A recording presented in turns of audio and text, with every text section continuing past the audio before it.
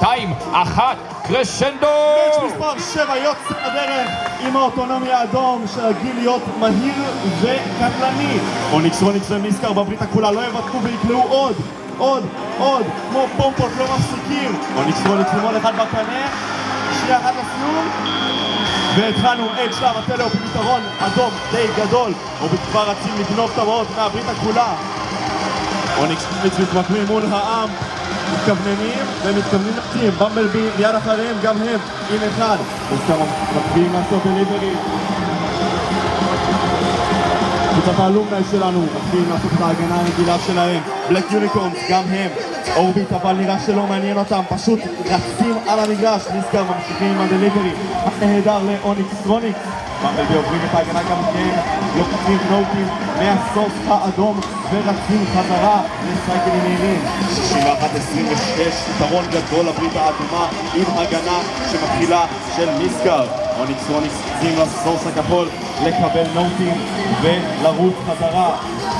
במבלבי לא מוותרים וממשיכים לסורס האדום, מדלגים על ההגנות ויורים, מפספסים בזמן האמפליפיי, ינסו שוב. אורביט רצים, בוא נראה אם הם יספיקו בזמן האמפליפיי, כן! עושים עוד אחד ומיד לעם סייקלים ידידים, קטלנים, יתקרבו להגנה וסייקלים של דליברי. אוניקס בדרך כבר אל העם, עמים שם במהירות, רודפים חזרה לכיוון הסוף הכחול בזמן שיש לנו דקה לסוף המשחק.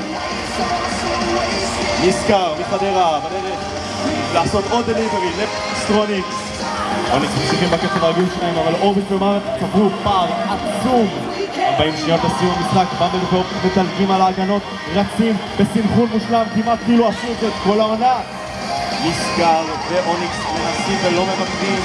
אוניקס עם עוד 2 בזמן האמפליפיי, יורים עוד אחד וגם הוא בזמן האמפליפיי. יצמצמו קצת את הפער כמה שניתן. מיסקר בדרך אליהם, גם הם עושים דליברי לאוניקס, ממשיכים 24 נקודות לקראת השלב האנד גיים. לא יודע אם מישהו בכלל יתאפס, נראה שהסייקלים עובדים להם. הברית הכחולה, אוניקס מתמקמים על הטיפוס עם נוט בקנה. נראה שכבר הם מתכננים לעשות רק 7 שניות לסיום המשחק. במבלבי יורים וחונים, אורביט נתלים, אוניקס עם נתלים ונגמר לנו המשחק. במבלבי גם הם באוויר עם 178 נקודות.